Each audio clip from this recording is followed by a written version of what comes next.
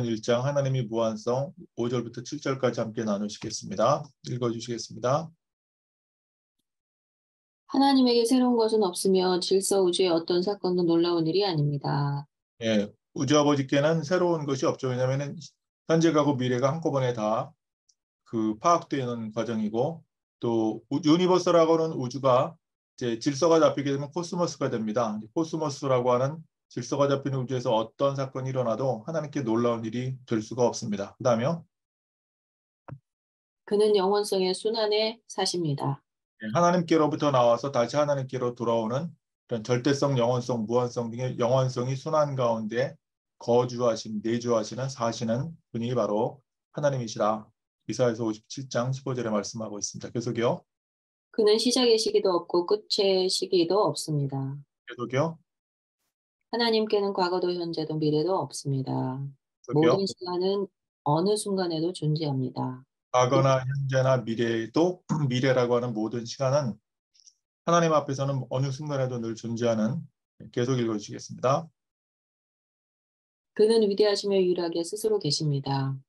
하나님은 위대하시고 유일하게 자존위죠. 스스로 계시는 아슈르의 아슈르라고 하는 이제 출애굽기 3장 14절에 있는 말씀 그대로 이렇게 계십니다. 물론 이제 모세에게 이렇게 자신을 계시한 것은 철학적인 그러한 이제 이시고 실체로는 아버지 무한자가 실체입니다.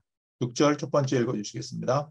우주 아버지는 자신의 모든 속성에서 절대적으로 아무 조건 없이 무한합니다. 네, 이제 하나님이 본성이 있고 속성이 있는데 이제 본성은 사랑 뭐 이런 것들이고 속성은 이제 어떤 전지하심, 전능하심 이런 것들이 속성인데 자신의 모든 속성에 있어서 절대적으로 무조건적으로 아무 조건 없이 무한하신 분이 우주 아버지시다라는 것입니다. 그 다음에요. 그리고 이런 사실은 그 자체로 유한한 물질 존재와 기타 낮게 창조된 지능 존재와 직접적인 모든 개인 소통으로부터 자신을 자동으로 차단합니다.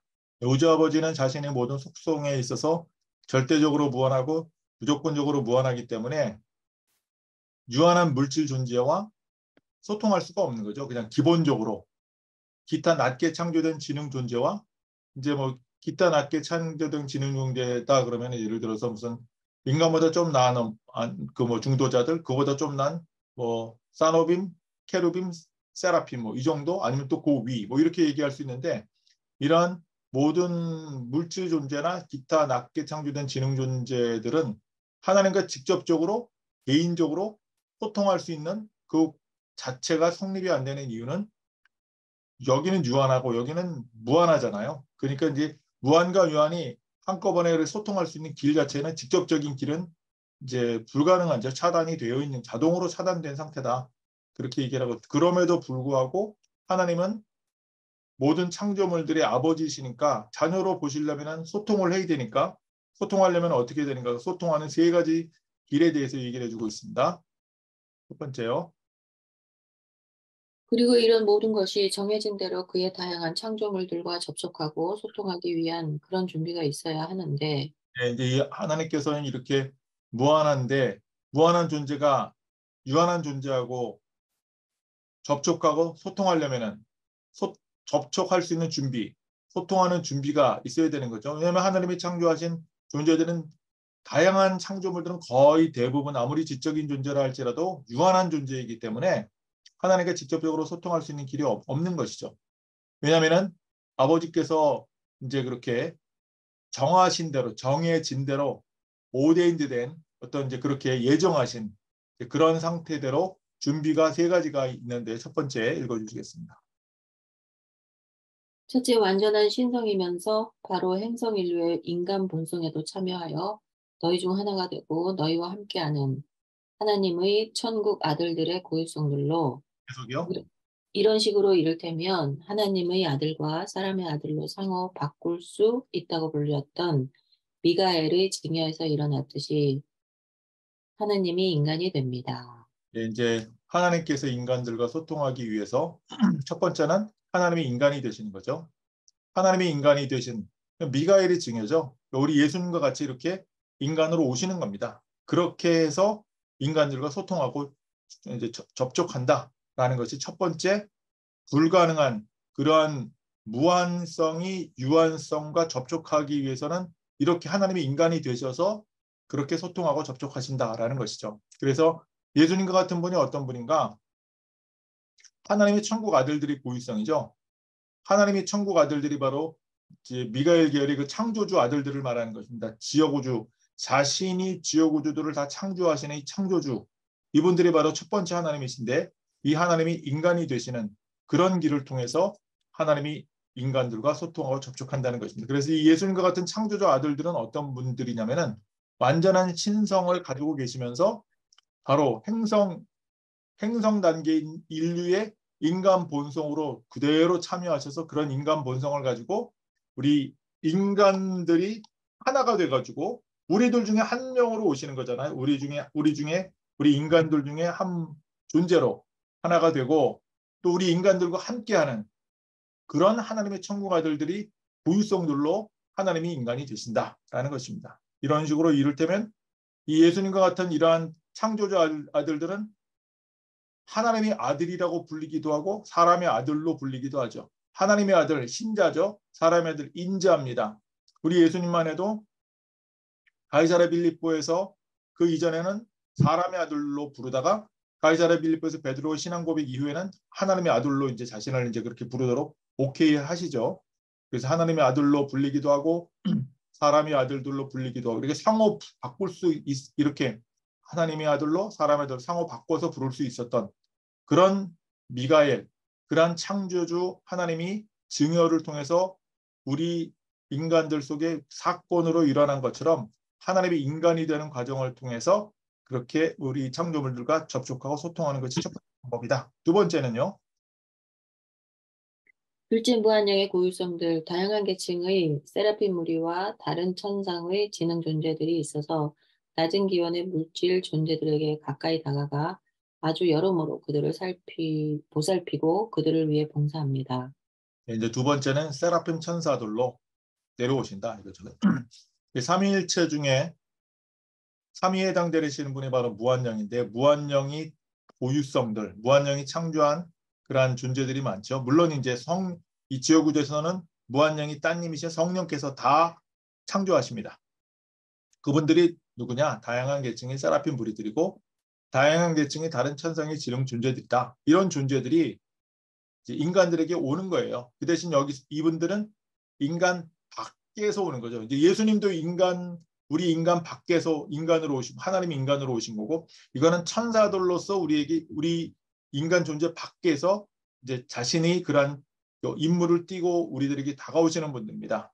그래서 이런 분들이 낮은 기원을 가지고 있는 이런 물질, 인간 존재들에게 가까이 다가와서 아주 여러 가지로 보살피십니다. 예를 들어서 뭐 한 분이 100명씩 담당하시기도 하고 어떨 때는 뭐 10명씩 담당하기도 하고 어떨 때는 더 적은 숫자를 감당하기도 하고 이제 그 인간이 정말 신앙이 좋게 될 때는 한 쌍의 천사가 그 한 존재를 다 보살피죠. 이런 식으로 아주 여러 가지 면모에서 그들을 보살피고 그들을 위해서 서브하는 겁니다. 섬기는 일, 봉사하는 일 이렇게 하나님이 우리 인간들과 접촉하고 소통한다라는 것이 두 번째 방법이고 세 번째는 읽어주시겠습니다. 셋째, 비고유적인 신비 권고자, 돌봐주시는 분들, 생각조율자들, 예고도 없고 설명도 없이 유란시아 인간들과 같이 내주하도록 보낸 위대한 하느님 자신의 실제 선물이 있습니다. 그래서 이제 세 번째는 우주 아버지가 직접 이제 우리 안으로 들어오신 거죠. 이제는 아까 첫 번째 하나님이 인간이 되신 것 우리 밖에서 하나님이 인간으로 예수님처럼 오신 거고 두 번째는 천사들이 우리 밖에서 히브리서 1장 14절에 있는 대로 인간 밖에서 하나님이 우리를 섬기라고 보내신 영들이고 세 번째는 아버지 자신이 분신이 파편이 이제 바로 신비의 권고자입니다. 권고자는 뭐 하는 분이냐면은 이게 뭐 모니터 이렇게 되어 있는데 이게 그냥 감시하는 그런 존재가 아니라 돌봐주시는 분이에요. 친밀하게 우리를 돌아봐 주시고 보살펴 주시는 분들인데 이분들이 바로 우리 안에 우리 영이 되시는 생각 조율자들입니다.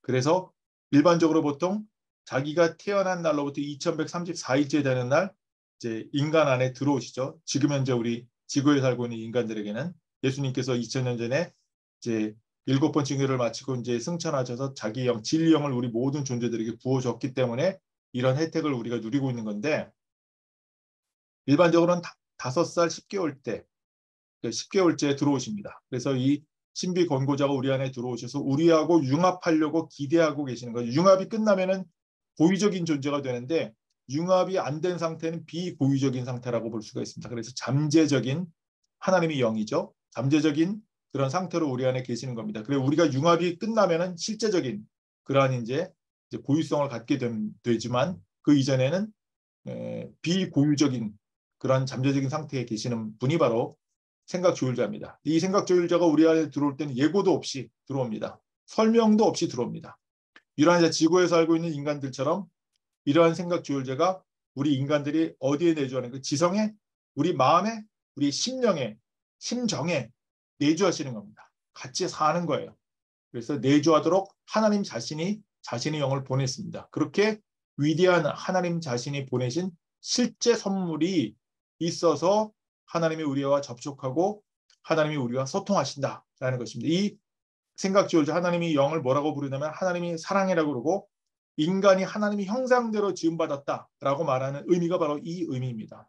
마지막 부분도 읽어주시겠습니다. 끝없이 풍성하게 그들은 영광의 높은 자리에서 내려와 하나님을 알아채는 능력이나 그것을 위한 잠재력을 지닌 그런 필사자들의 겸손한 마음에 영광을 주고 그 마음에 내주합니다. 이 아멘. 생각조율자가 뭘 하시냐면은 끝없이 풍성하게 주고 내주하신다라는 것입니다. 이 생각조율자들은 아버지의 그 위성이 이제 천국 바로 천국의 바로 옆에 있는 그 21개의 위성이 있는데 그 중에 첫 번째 회로가 바로 이제 아버지의 그 회로인데 거기 첫 번째 회로에 첫 번째 그 별이 있습니다. 위성별인데 그 위성별을 디비닝통 신별이라고 부릅니다. 신별. 그 신별이 바로 이 생각 조율자들의 고향입니다. 거기로부터 그 천국에서 내려오는 거예요. 영광이 높은 자리에서 가장 낮은 외계 공간 1, 2, 3, 4가 펼쳐지는 그 지적인 존재가 없는 그런데 말고 지적인 존재가 바로 이제 시작되는 시작점이 바로 행성 단계에 있는 가장 낮은 물질 기원의 존재들인데 이 구체들에게까지 내려오는 거니까 가장 높은 영광의 자리에서 가장 낮은 자리로 내려오신 분들이 바로 생각조율자들입니다. 근데 이분들이 어떤 마음에 거하냐면 하나님을 알아채는 능력이 있는 그런 필사자들이 마음에 내주하는 겁니다. 하나님을 알아채는 능력이 있어야 되고요. 이게 이제 사실 신앙이죠. 그리고 이렇게 하나님을 알아챌 수 있는 능력이 그 잠재적인 능력을 가지고 있는 그러니까 신앙을 현재 가지고 있거나 신앙을 가질 수 있는 그런 잠재력을 지닌 그런 필사자들 안에 들어오시는 겁니다. 그래서 이 신앙이 가장 중요하고요. 그런 필사자들이 하나님을 이렇게 알아차린다. 그리고 하나님이 알아차릴 수 있는 잠재력을 가지고 있다. 이 기본적으로 뭐가 필요한 거냐면은 자기를 벗어나는 거예요. 자기로부터 구원받을 수 있는 자기라는 존재가 필사자이기 때문에 하나님 없이는 자기는 아무것도 아니라는 것을 인정하고 받아들일 준비가 되어 있는 그런 존재들이 구원받을 수 있는 자기로부터 구원받는 것이죠. 그렇기 때문에 겸손한 마음을 가진 존재입니다. 자기로 가득 찬 그런 교만한 마음에는 들어오실 수가 없죠.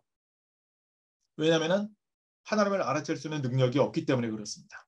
하나님을 알아채는 잠재력이 활성화되려면 기본적으로 겸손해야 되고 겸손하다는 것은 하나님을 하나님으로 인정하고 자기는 하나님의 아들, 딸 위치만 해도 가장 인간이 가질 수 있는 가장 높은 위치죠. 그거보다 더 높은 위치가 없잖아요.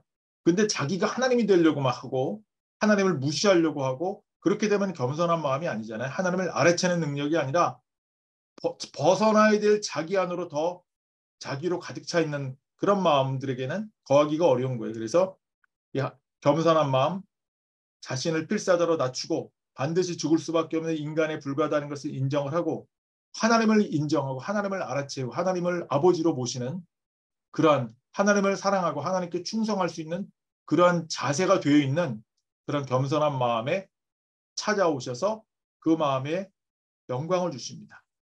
그리고 그 마음에 영원토록 내주하십니다.